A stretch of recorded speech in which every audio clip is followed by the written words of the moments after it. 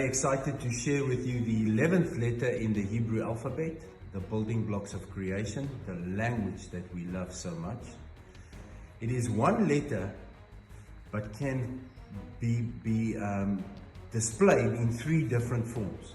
So it can be a kaf, a chaf, or a chaf sufit. So let me give you an example. In the word kacha, which is the Hebrew word for because. So if somebody says something to you, you'll say kacha, because. Kacha starts with a kaf. In the middle is a chaf.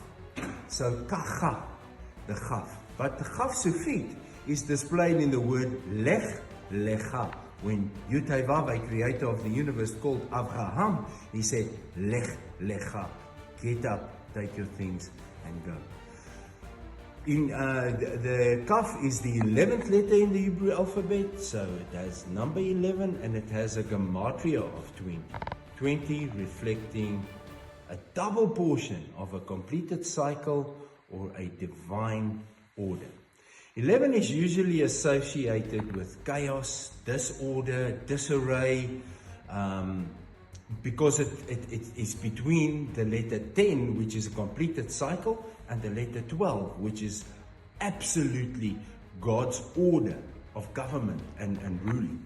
So, as I'm standing here at the saddles, as a human being, we learn to walk, to walk faster, to run faster. But then, in order for us to get to our goals faster than that, we could take a horse. So I'm at number 11 today because I have the saddle. I still need the horse, right? So, in any case, the letter 11 further illustrates to us when I read John 15 verse 11. In John 15 verse 9, Yeshua says, if you love me, you will stay in my commands, and then you will stay in my love, just as I have obeyed the Father's commands and stayed in his life. And then he says in verse 11, then my joy will be in you, and your joy will be complete. Now, during this whole week, before we discussed the letter kaf, the Father said to me, I want you to read Psalm 11.